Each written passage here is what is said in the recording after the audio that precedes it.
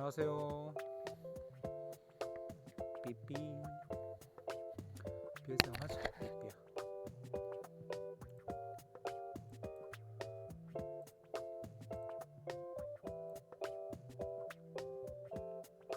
볼래?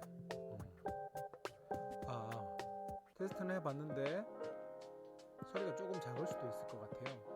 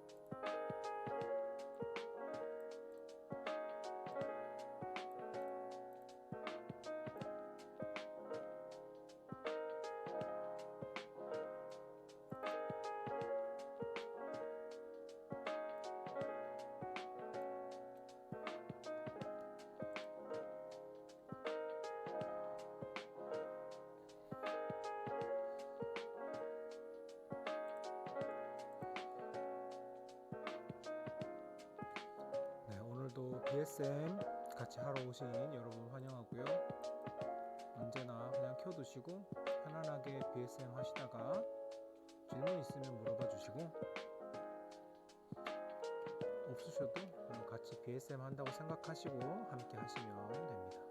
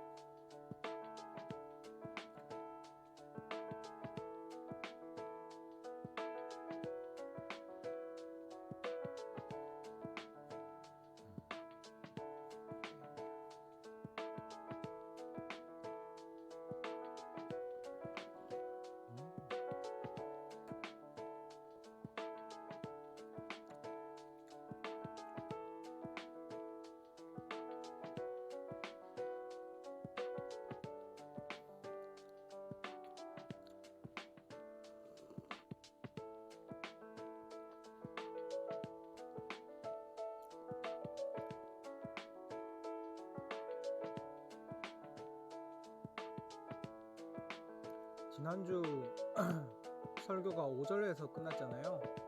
그래서 이번 주 설교 때는 6절에서 14절을 이제 다루신다고 하시더라고요.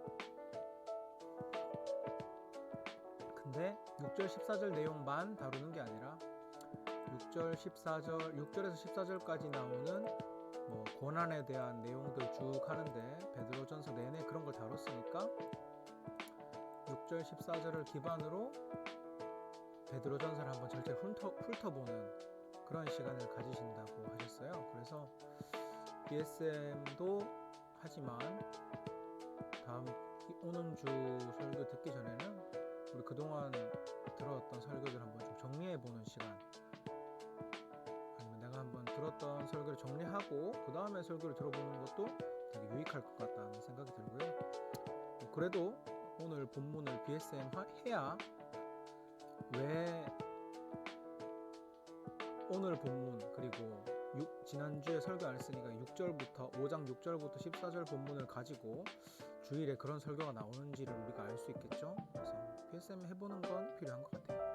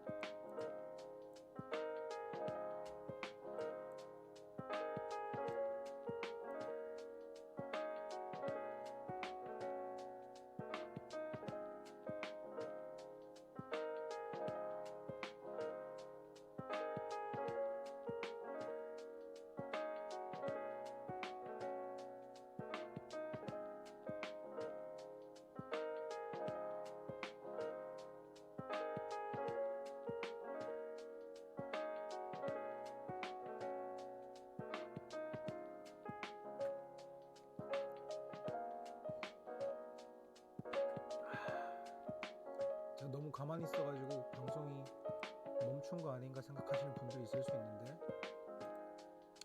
BSM 하시라고 조용히 있습니다. 너무 마이크가 안 빈다고 시끄럽다기보다는 너무 마이크가 안 비어서 BSM 할 시간이 없다는 그런 조언을 들었어요. 그래서 조금 조용히 하고 있고요. 중간중간에 다시 말씀드리고 싶은 거는 이번 주 BSM을 하고 주일날 오시면 설교는 말씀이 그 BSM한 본 이상의 범위일 거예요. 왜냐하면 이게 마무리 인사잖아요, 오늘 하는 게. 그러면서 베드로가 마무리하면서 베드로전서 내내 이제 고난에 대해서 이야기했는데 그게 이제 여기 마무리에 다 들어가거든요, 인사 안에. 그래서 목사님 주일 설교하실 때는 그동안 베드로전서에서 고난에 대해서 다뤘던 그 많은 거를 한번 정리해보는 베드로 마무리 인사와 함께 고난에 대한 내용들을 정리해보는 시간을 가질 거라고 하셨기 때문에 설교는 그렇다고 우리가 BSM 해가면 왜 주일 설교가 갑자기 본문 전체를 다루시는 것 같지? 라는 질문이 안 들 수 있어요.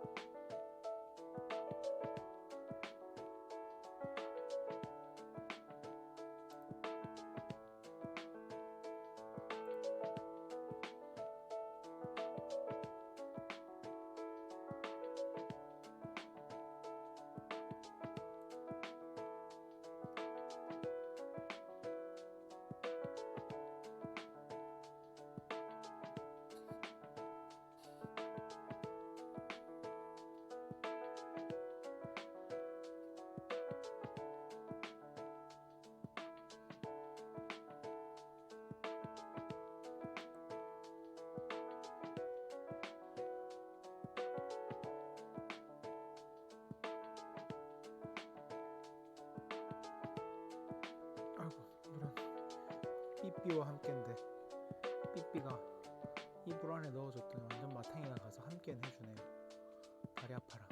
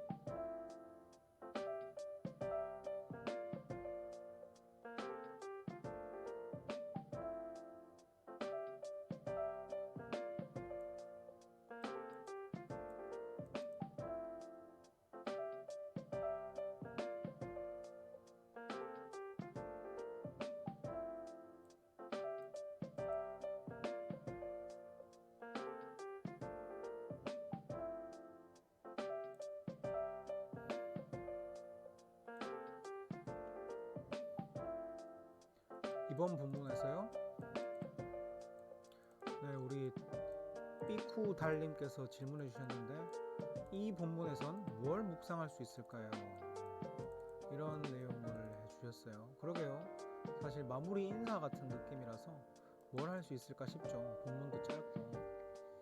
그래서 지난주에 혹시나 10절까지 BSM을 다 하셨다면 다 못하셨다면 설교를 못 들은 6절부터 14절까지 하면 더 좋겠고, 이게 아니더라도 그냥 본문 자체에 대한 궁금증들을 풀어봐도 좋을 것 같아요. 본문 자체에 대한 질문들. 예를 들면 12절에서 이것이 하나님의 참된 은혜임을 증언하노니 너희는 이 은혜에 굳게 서라. 이게 무슨 말인지 그냥 읽으면 뻔한 말인 것 같은데 이게 뭔지 보자. 어딨어 본문? 그렇지. 아니죠.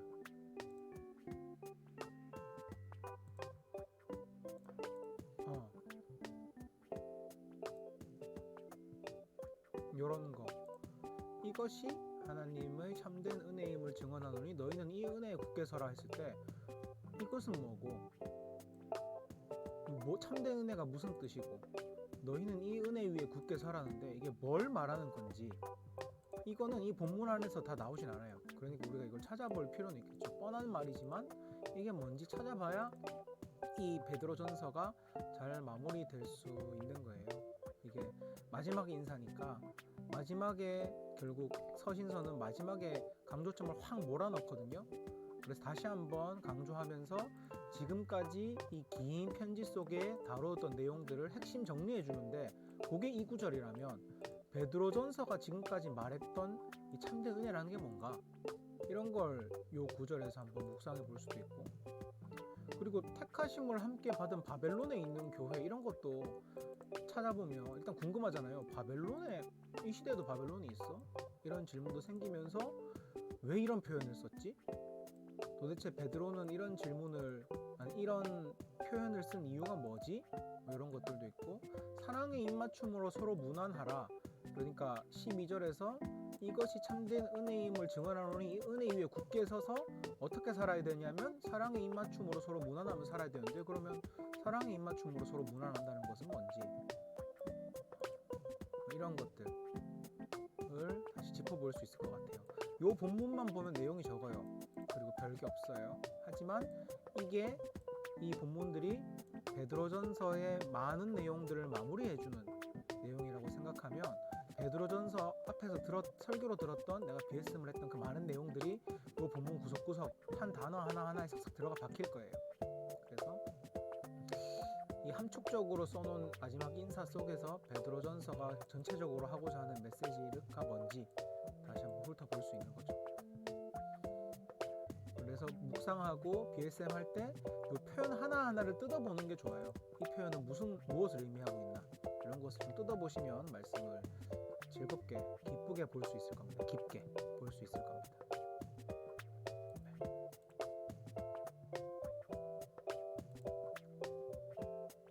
오랜만에 방송해가지고 꼬이네요. 이걸로 설명하는 건데 원래 삐삐가 안 도와줘서 그래요. 삐삐가 오늘 잠만 자가지고 원래 뒤에서 기도해 주는데.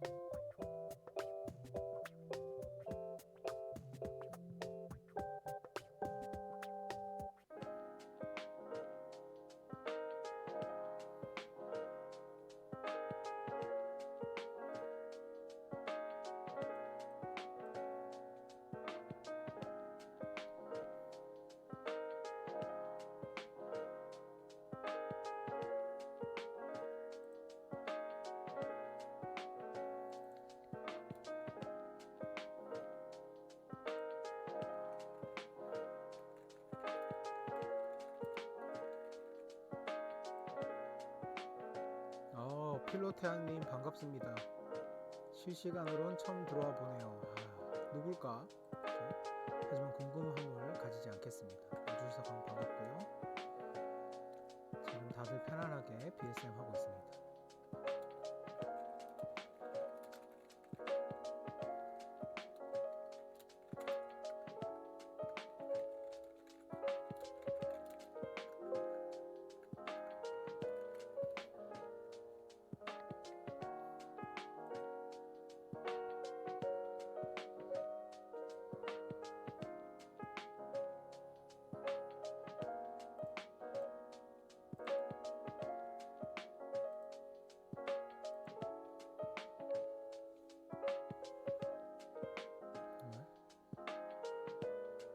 BSM 중에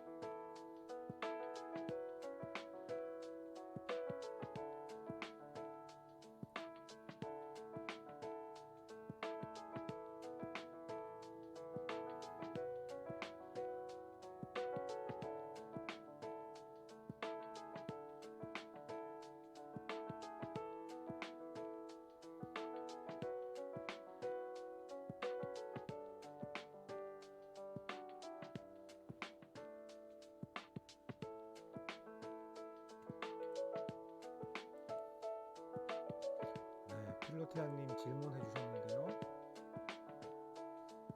12절에 나오는 이것 그리고 이 은혜는 구체적으로 무엇을 가리키나요? 네, 12절에 대한 질문을 해주셨어요. 그래서 12절에 이 은혜, 이것 그리고 이 은혜 이게 구체적으로 나와 있진 않죠. 그래서 이걸 한번 잘 분석해 볼 필요가 있는데 먼저 이것이 뭔지를 살펴볼 필요가 있어요. 이것은 네, 달삐쿠님, 아니다, 삐쿠달님 요거 이것 질문 해결하고 바로 답변해 드릴게요. 12절에 이것이 해결되고 나면은 12절 뒤에 있는 이 은혜가 연달아서 좀 해결될 수 있는데요. 12절에 이것이 무엇을 가리킬까?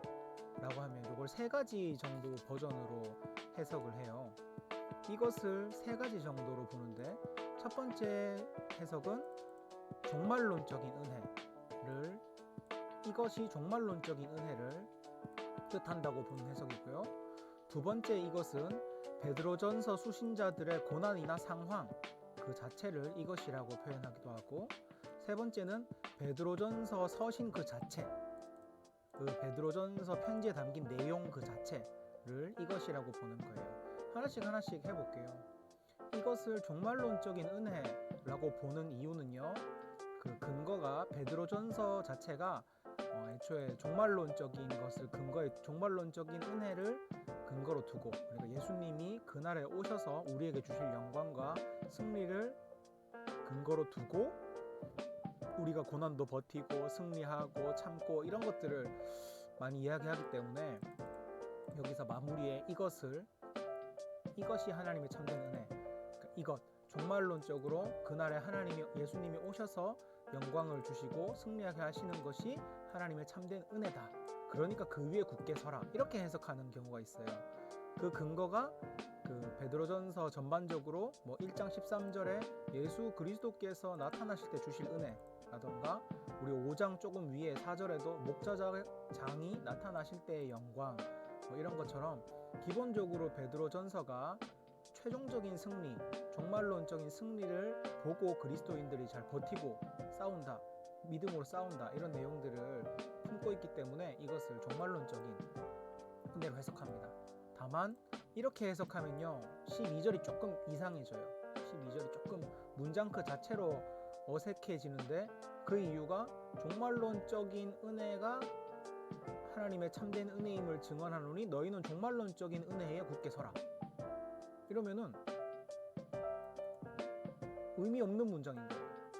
굳이 이 작은 편지 서신서는 분량 조절이 되게 중요하기 때문에 쓸데없는 문장을 많이 안 넣는데 종말론적인 하나님의 승리가 참된 은혜니까 너희는 그 은혜 위에 굳게 서라. 이거는 똑같은 말을 반복하는 거잖아요. 그래서 문장 자체가 좀 의미 없는 문장이 돼서 종말론적인 은혜라고 이것을 종말론적인 은혜로 볼 때는 조금 애매한 게 있다.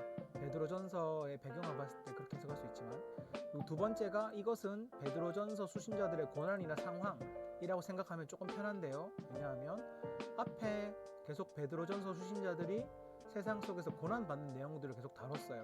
근데 베드로전서는 동시에 이 고난이 우리를 연단시키는 불이기도 하고 또 동시에 고난 속에서 우리는 영광을 살 수 있다.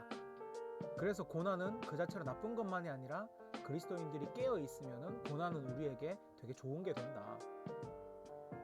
하나님 은혜를 깨닫게 되는 계기가 된다. 이런 얘기를 하기 때문에 이것에 베드로전서 수신자들의 고난을 넣어보면 당신들이 지금 당하고 있는 고난이 하나님의 참된 은혜임을 증언합니다. 앞에서 했잖아요. 고난 받는 중에 연단되고 고난 중에 영광이 함께하고 그래서 당신들이 당하고 있는 고난이 하나님의 참된 은혜임을 증언합니다.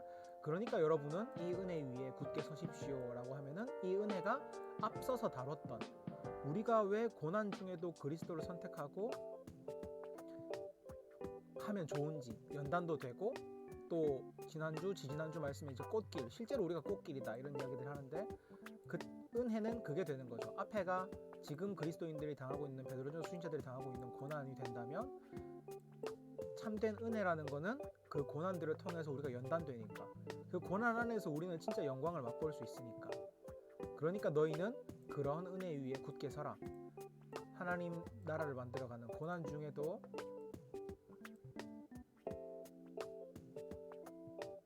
하나님 나라의 은혜를 붙들고 굳게 서라.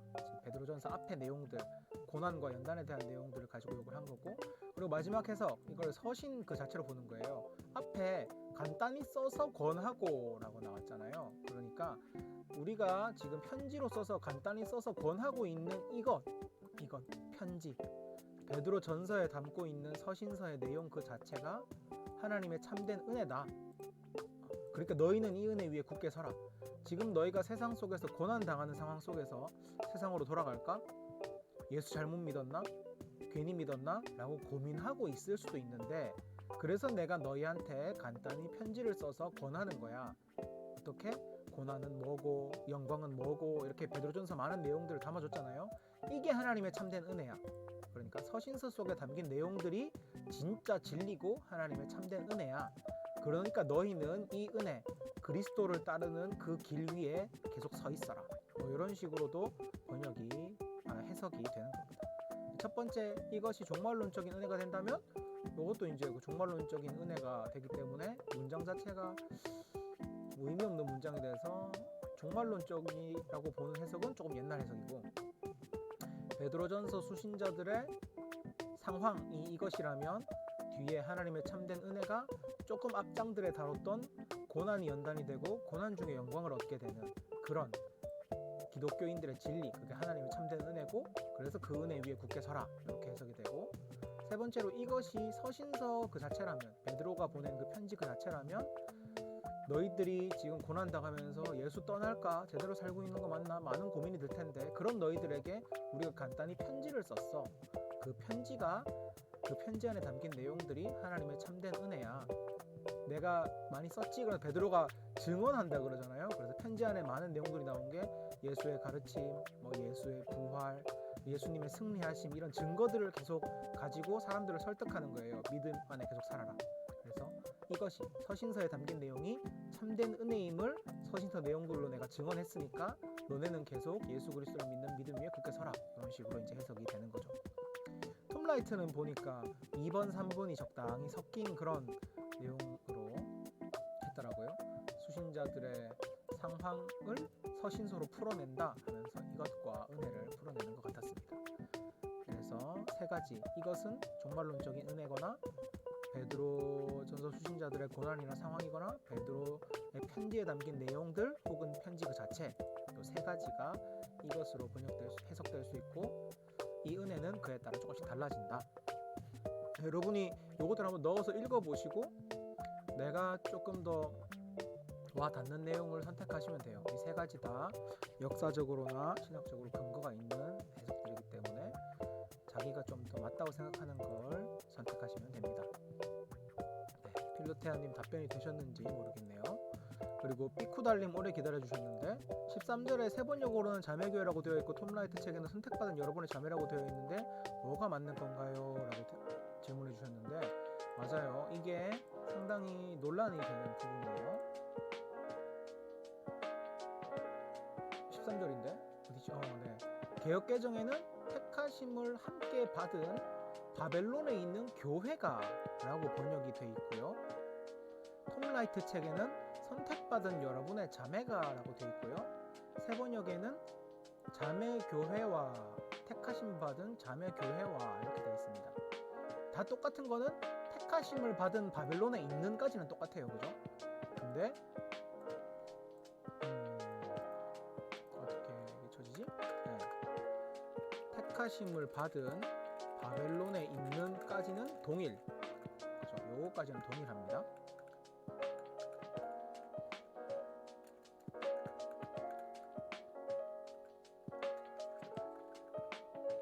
근데 세번역은 자매교회라고 했고, 개역개정은 뭐라고 했죠?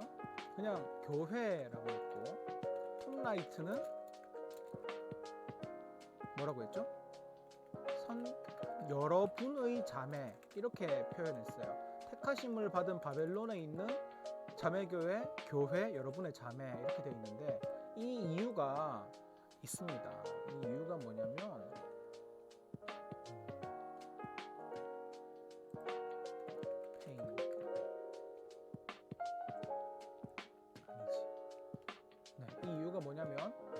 요 자매라고 되어 있는 부분, 요 단어가요. 헬라어 원어로 보면은 해라고 돼 있어요. 해. 원어로 해라고 돼 있는데 해가 뭐냐면 뭐 그것 이것의 여성형이에요. 그러니까 그녀 이렇게 번역이 되는 거예요. 그녀. 그러니까 호칭이거든요. 그것 이건데 헬라어는 여성형 남성형이 있어서 이렇게 그것이 호고 그리고 여성형이 해예요. 그래서 지금 어떻게 되어 있냐면 원어에는 택하심을 받은 바벨론에 있는 해라고 되어 있는 거예요. 본문이 원어로는.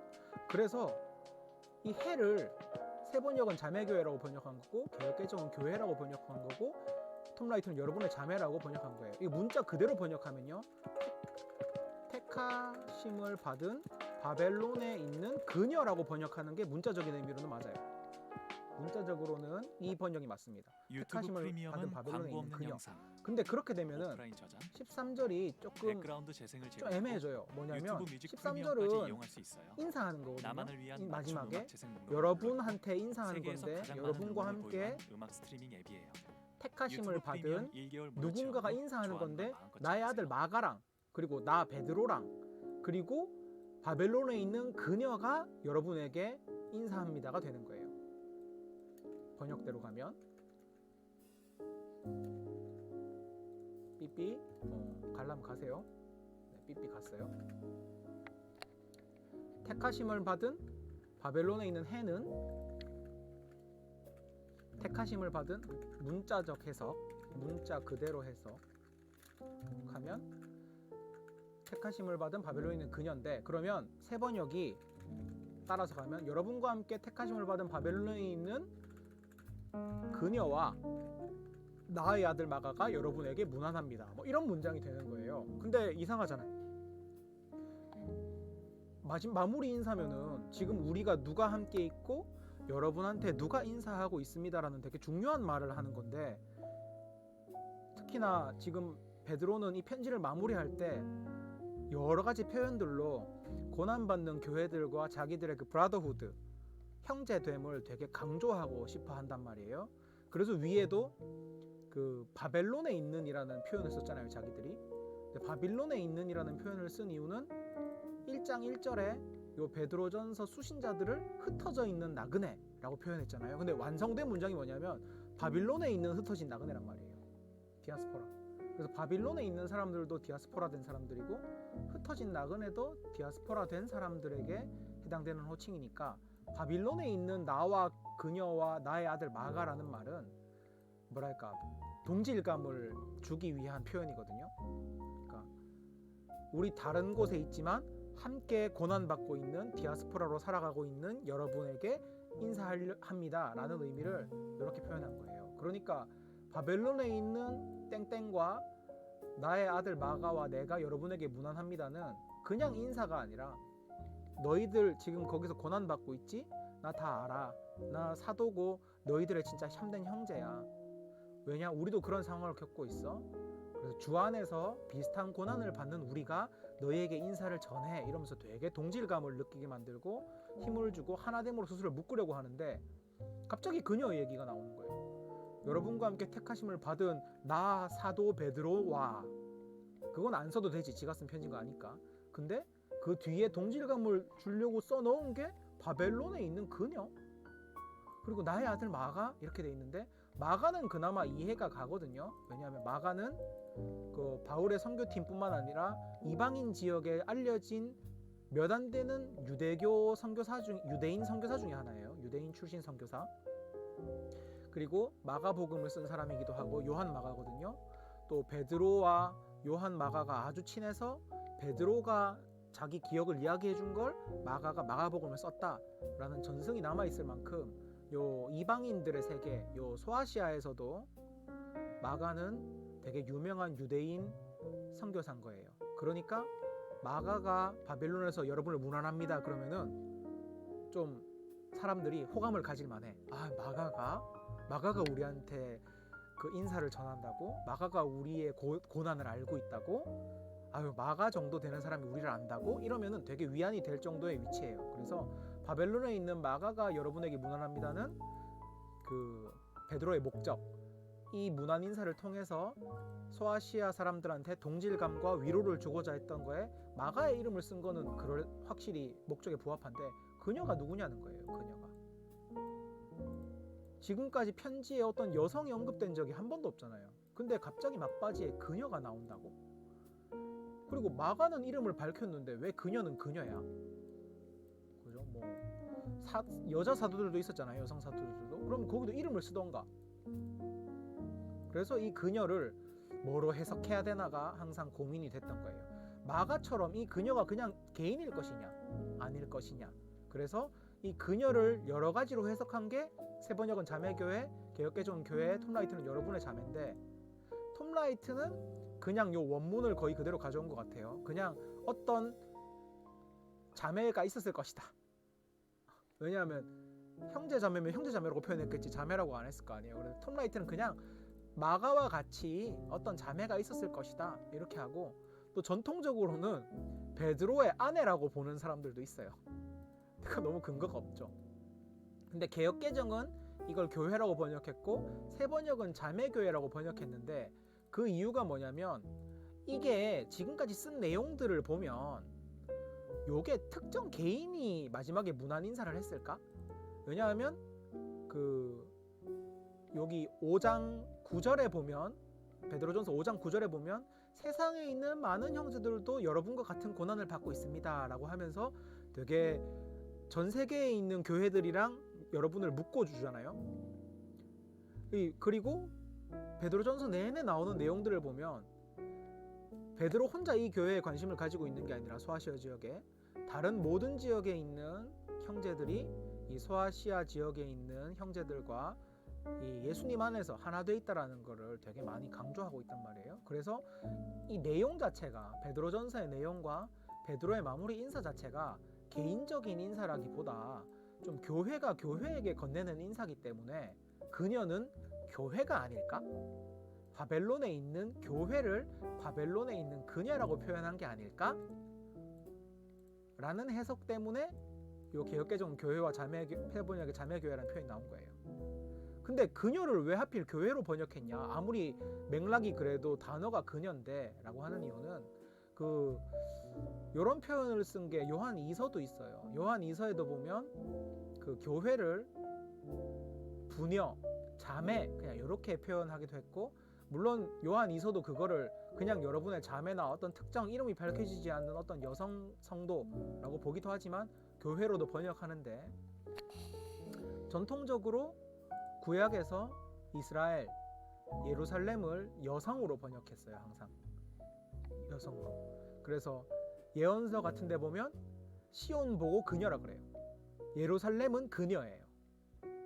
그래서 많은 예언서들을 보면 예루살렘이, 뭐 호세아서 같은 데 보면 이스라엘과 예루살렘이 여자, 그녀로 표현되고 우상 숭배한 거를 간음을 저질렀다 그래가지고 이제 음녀라고 표현하거든요. 이게 이 시대상으로 남성적인 배경이 깔려 있는 곳이잖아요. 근데 그래서 많은 교회, 근데 시대상으로 남성이 있어서 교회를 여성으로 한 건 아니고, 애초에 성경 자체가 하나님이 남편, 교회, 이스라엘, 그리고 예루살렘, 이게 아내 아니면 딸 이런 식으로 항상 문학적 표현을 써왔기 때문에, 그러니까 하나님을 아버지, 하나님 아버지라고 부르죠. 하나님 아버지, 남편, 예수님을 남편 이런 식으로 표현하면 성경은 교회를 신부, 아내 아니면 딸 이런 식으로 항상 표현해 와서 이스라엘, 예루살렘, 교회, 이게 그래서 항상 여성형인 거예요.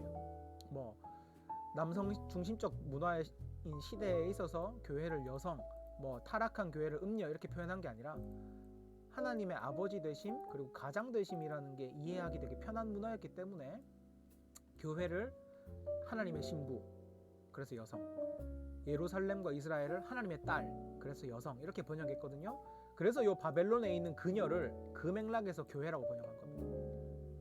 그 맥락에서. 그래서 세 번역에는 그걸 이제 그녀라는 성격을 더 살려서 자매교회. 그냥 바벨론에 있는 교회가 아니라 너네랑 깐부인 그런 교회, 이런 식으로 이제 표현을 한 거죠. 조금 설명이 왔다 갔다 해서 제가 정리해드리면, 왜 13절에 택하심을 받은 바벨론에 있는까지는 동일한데 번역본마다 자매교회, 교회 여러분의 자매, 이렇게 뒤에 다르게 번역이 되어 있나요? 뭘 가야 되나요? 라고 물어보신 질문에 답변을 드리는 게, 그게 문자적으로 보면 그녀, 교회, 자매교회라고 번역된 게 그냥 해, 그것, 그녀 이렇게 되어 있는, 우리말 그녀, 그것에 해당되는 해다, 원어는. 그래서 문자적으로 해석하면 택하심을 받은 바벨론에 있는 그녀로 해석한다. 근데 그냥 그녀라고 해서 어떤 이름 모를 한 개인 자매분, 이름 모를 여성 성도분이라고 하기에는 좀 애매한 게, 이 인사 자체가 소아시아 지역에 있는 모든 교회들에게 바벨론에 있는 그 다른 많은 성도들이 인사를 전하는 건데, 그녀라는 개인 하나의 이름만 들어가면 좀 애매하지 않나. 마가는 유대교 선교사로 되게 유명한 상징적인 위치가 있으니까 그렇다 치지만, 그러려면 그만한 위치에 어떤 여인의 이름을 써놓던가, 그냥 불특 이름을 모르는 그녀라는 표현이 좀 애매하지 않나. 그래서 신학자들이 해석한 결과가, 이 그녀는 아마 성경에서 이스라엘, 예루살렘 교회를 그 주님의 신부, 하나님의 딸, 이런 식으로 여성형으로 많이 나타내 왔고, 그 전통들이 신약에도 이어져서 요한 2서나 베드로 전서에도 그렇게 쓰였을 것이다. 그래서 그녀는 아마 교회를 인격화라 그래야 되나요? 어쨌든 교회의 인성을 부여한 표현이다. 그래서 개역개정은 그거를 바벨론에 있는 교회라고 번역했고, 새번역은 바벨론에 있는 자매교회라고 하면서 그 베드로가 나타내고자 했던 브라더후드를 더 보여준 거고, 톰라이트는 그냥 문자 그대로 여러분의 자매라고 번역한 것이다 라고 보시면 좋을 것 같습니다. 네, 조금 답변이 되셨는지 모르겠어요. 설명이 많이 길었는데.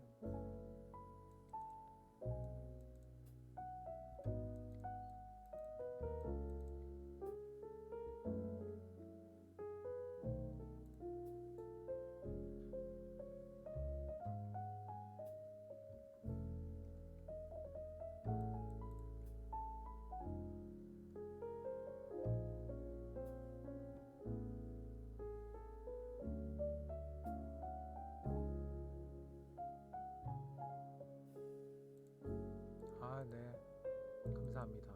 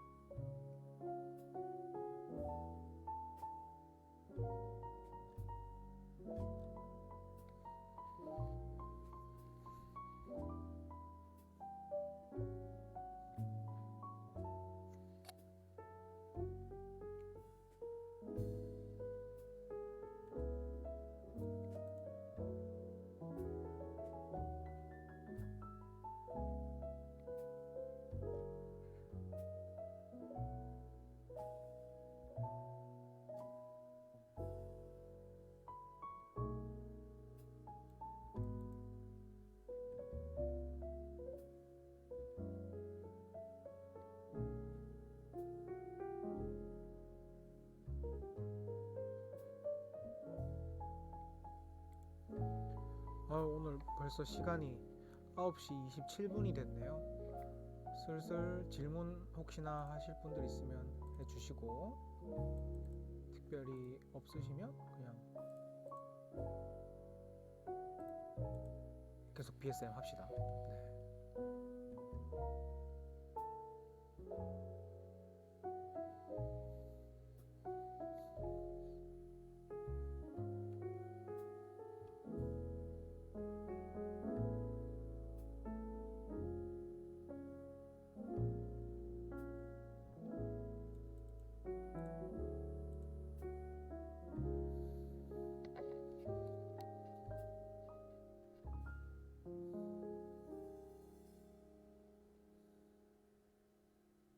네.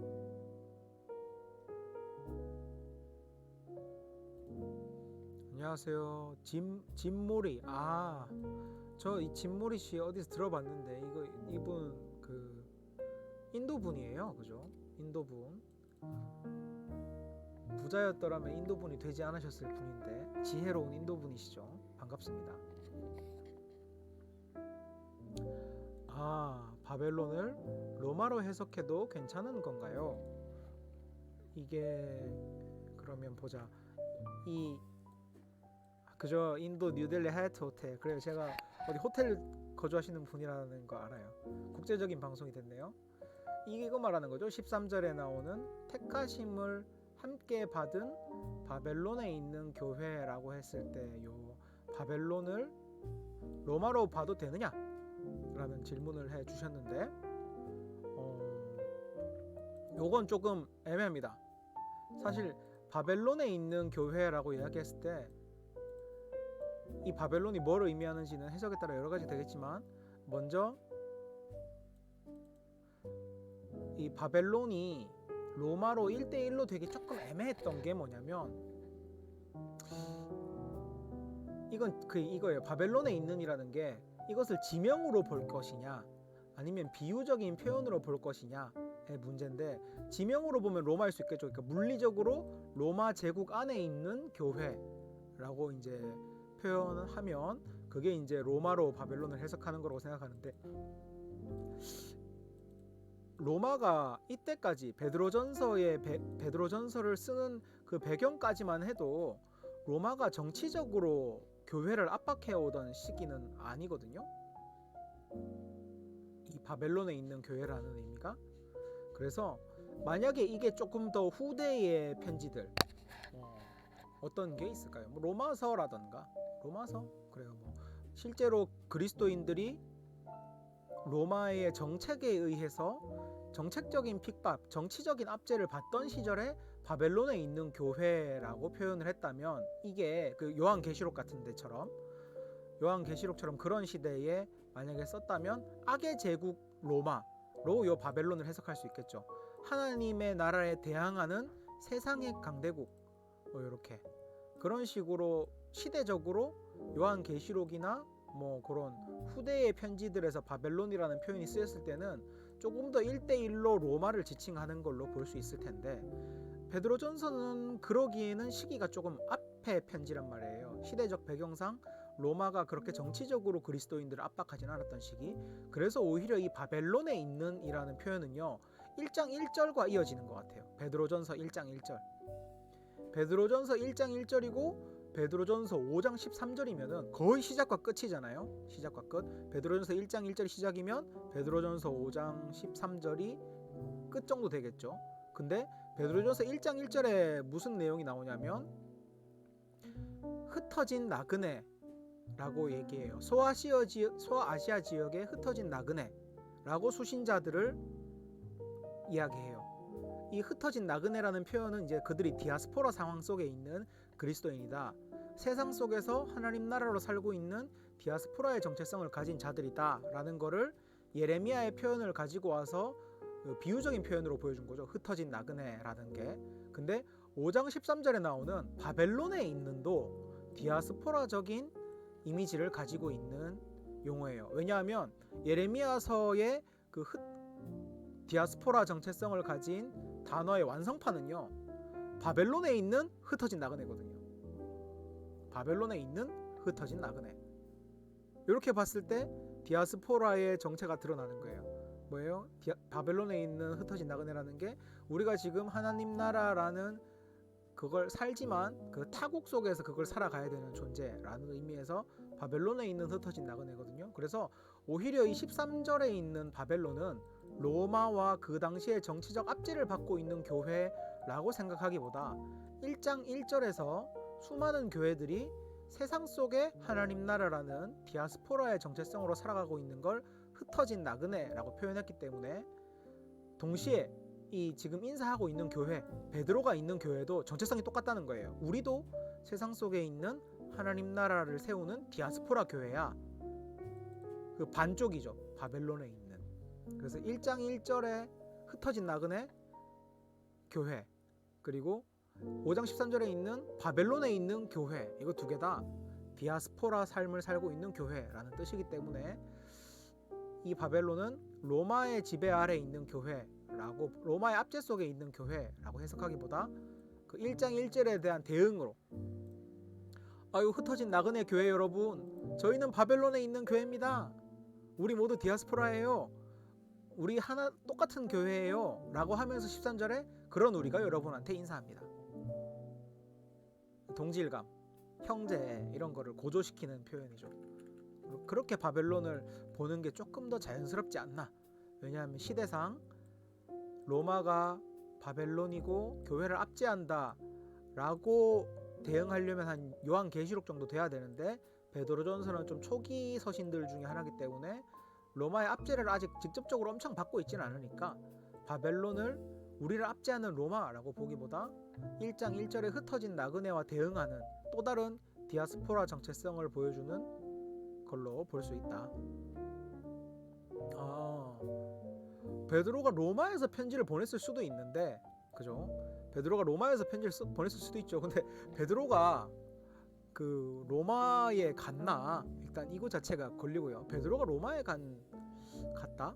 그게 조금 모르겠네요. 갔을 수도 있는데 제가 기억에 잘 없어요. 그리고 로마라고 하면은 다 로마 제국 땅이지만 보통 로마에 갔다 그러면은 저 이탈리아 반도 위쪽의 로마, 진짜 그 로마의 첫 번째 땅, 로마 네이티브 땅을 이제 로마라고 부르니까, 그래서 로마라는 그 지명에서 직접 보낸 것도 해석이 가능하지만 아마 그 5장 9절인가요? 8절인가요?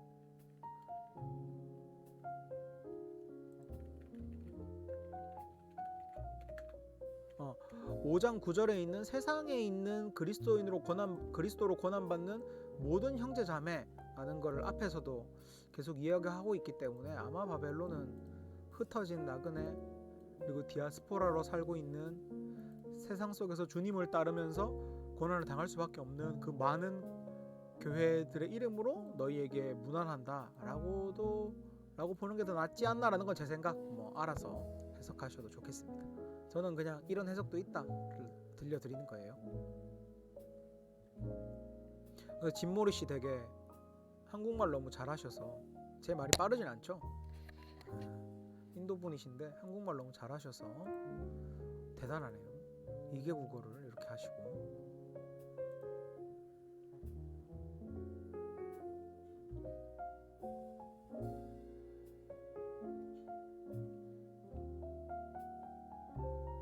그럼요.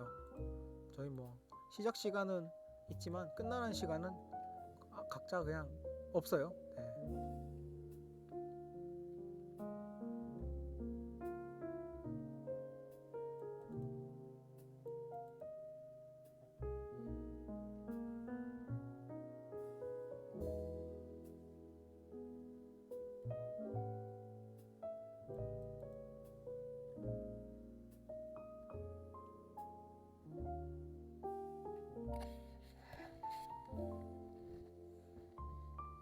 우리 삐삐씨가 돌아왔어요. 삐삐씨가 돌아오셔서 처음에 같이 방송하다가 가셨는데 삐삐씨가 돌아왔네요. 어디가 왔으면 계속 있어야지. 방송까지 같이 하는 거야.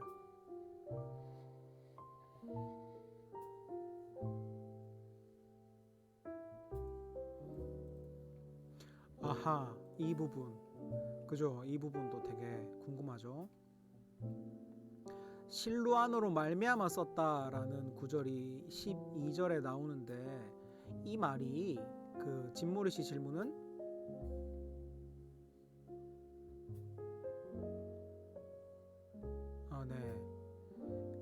이 실루안으로 말미암아 너희들에게 썼다라는 표현에서 그 실루아노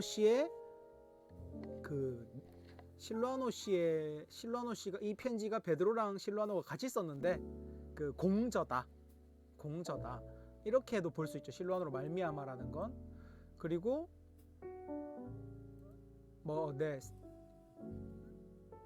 정리해 봅시다. 자, 실루안으로 말미암아서 썼다라는 표현들은 여러 가지로 해석될 수 있겠죠. 문법적으로 첫 번째로는 쓰이는 과정 속에 실루아노가 개입됐다라고도 읽을 수 있어요. 실루아노로 말미암아가 쓰이는 베드로전서가 쓰이는 과정 중에 실루아노가 개입됐다. 뭐 예를 들면 베드로가 직접 썼다기보다 실루아노가 대필했다.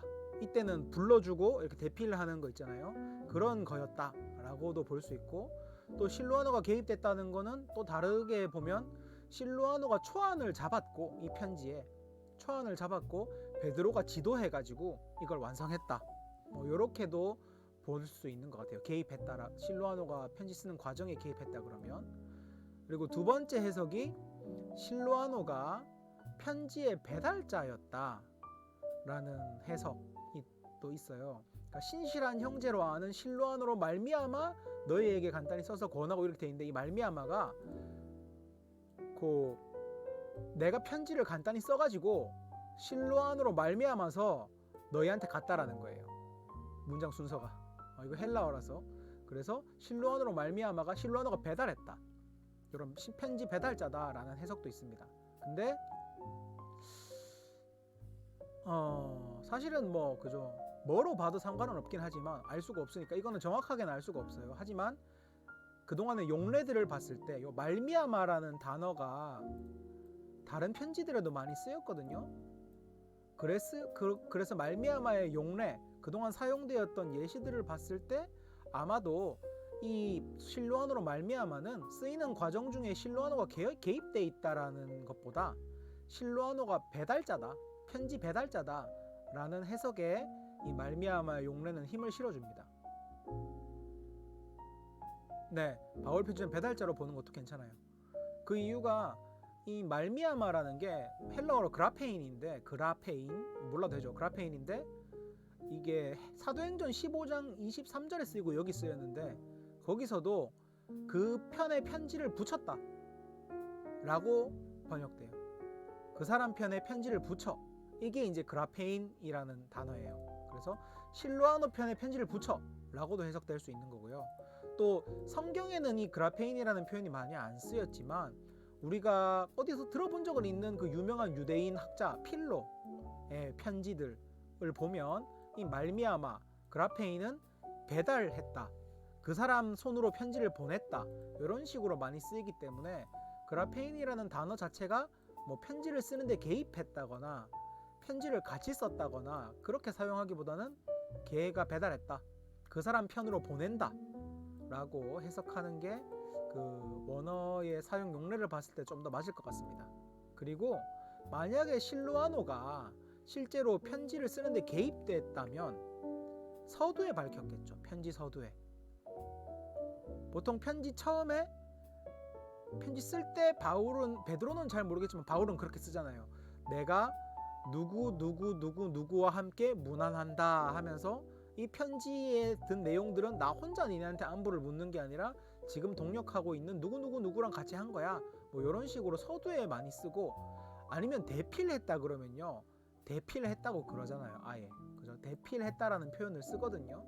그래서 대필했다라는 표현이 엄연히 있고, 또 개입했다면 편지 서두에 언급했을 것이지 이 그라페인이라는 애매한 표현을 쓰지 않았을 것이다. 그리고 그라페인이라는 표현은 배달자로 많이 쓰였다 라는 걸 생각해서 그냥 실루아노가 배달해서 너희에게 간단히 써서 권하고, 이런 식으로 해석해도 좋을 것 같습니다.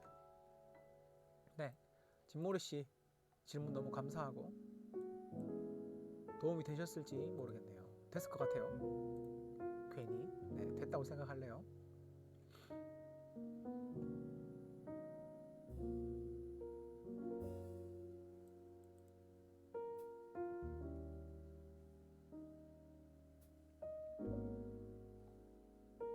네, 감사합니다.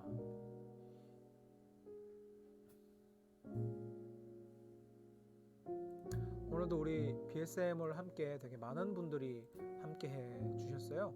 BSM 되게 많은 분들이 함께 해 주셨는데 또 갔네? 언제 갔지? 함께 해 주셔서 너무 감사하고, 지금 43분인데 한 50분까지만 그냥 켜 놓을게요. 그래서 더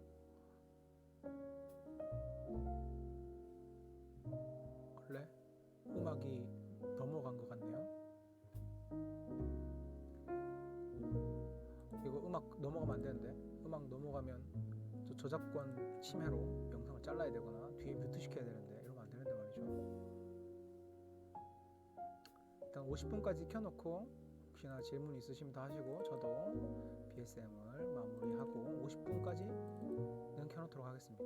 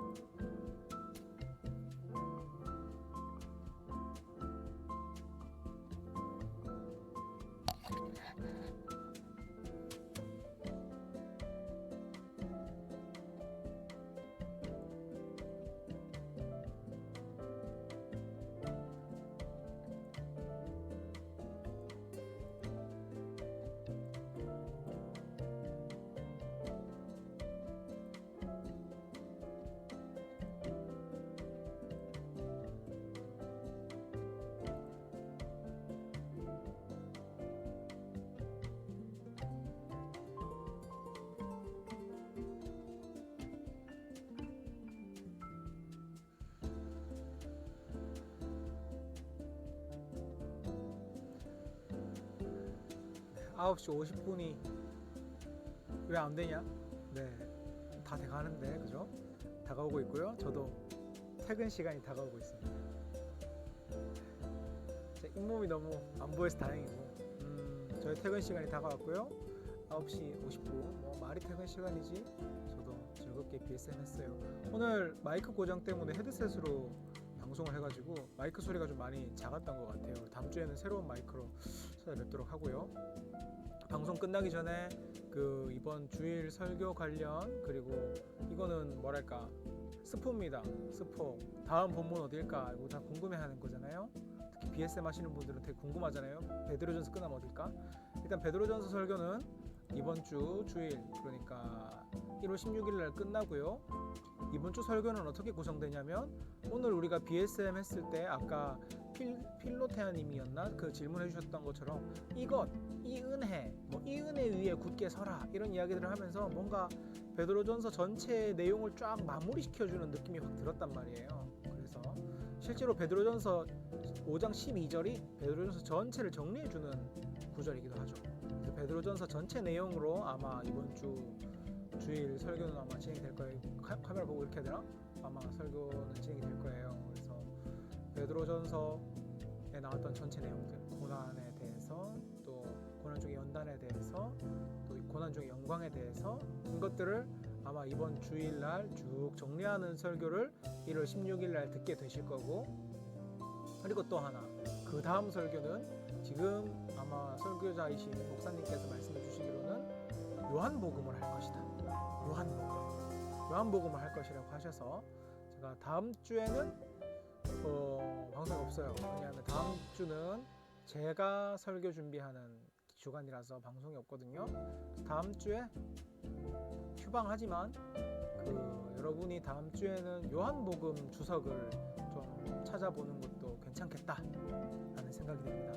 요한복음 주석만 추천해드리고 방송을 마무리할게요. 요한복음 주석 뭘 추천해드리냐면, 저는 일단 요한복음 BST, 요한복음 BST 저는 제일 먼저 추천드리고요. 잘 안 보이니? 이미지. 네, 요한복음 강해.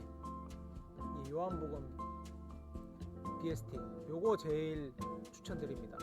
아무래도 가장 기본적이면서 좀 탄탄한, 그리고 여기는 제가 가끔 뭐 말씀드릴 때 이런 해석이 있고요, 저런 해석이 있고요, 저런 해석이 있습니다, 이런 거 말씀드리잖아요. 그것처럼 여러 견해의 해석에 대해서 몇 가지 알려주기 때문에 내가 본문을 읽으면서 궁금한 것들이 있다면 많이 도움을 받을 수가 있어요. 그래서 저는 요거 추천드리고요. 요한복음 강의 BST.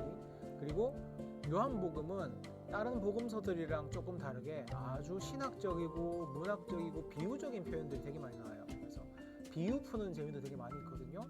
그래서 요거는 주석이 정말 필요해요. 비유를 잘 풀기 위해서 주석이 필요하기 때문에 저는 좋은 주석 BST 시리즈 추천드리고, 그리고 모두를 위한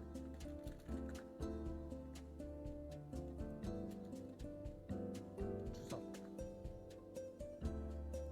요거 톰라이트의 모든 사람을 위한 주석 시리즈 있죠? 요거 근데 2권이에요. 그렇죠? 요한복음 1, 2에서 2권인데 요거 추천드립니다. 앞에 BST가 정리가 잘 돼 있지만 내용이 좀 말이 이게 뭔 말인가 싶은 약간 어려운 부분들이 있는데, 모든 사람을 위한 그 요한복음은 정말 주석이 쉬워요. 뭐 그렇다고 뭐 엄청 쉽지만은 않은데, 그래도 좀 맨 앞에 예시를 되게 쉽게 들어줘서 이해하기가 쉽달까? 하지만 여러 가지 해석이라던가 왜 이렇게 해석해야 되는지를 자세하게 다뤄지진 않기 때문에 짧아요. 내용이, 주석이 쉽게 볼 수 있는 주석이라서 저는 BST랑 같이 병행하면 참 좋겠다라는 생각이 들고, 이번에 목사님이 추천해 주신 주석인데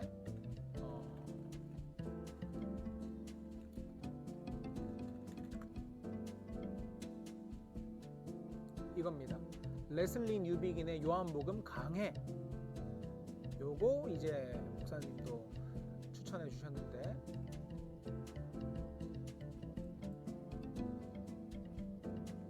요거 레슬리 뉴비긴의 요한복음 강해, 요 책 추천드립니다. 이거는 제가 안 읽어봐서 왜 추천해드리지는 설명 못 드리지만 그래도 목사님께서 상당히 좋다고, 레슬링 뉴비긴 책 읽어보면 상당히 잘 잡혀있거든요. 책 자체가 되게 뛰어나신 분이기 때문에 그분이 요한복음 연구를 생전에 특별히 많이 하셨대요. 선교사시기도 하셨고 여러 활동하셨는데, 그래서 요한복음에 대한 전문가시기 때문에 레슬리 뉴비긴이 그거를 또 같이 사서 보시면 좋겠다. 세 권 다 사기가 무리라면 내가 좀 주석 보고 BSM에 익숙하다, 보자.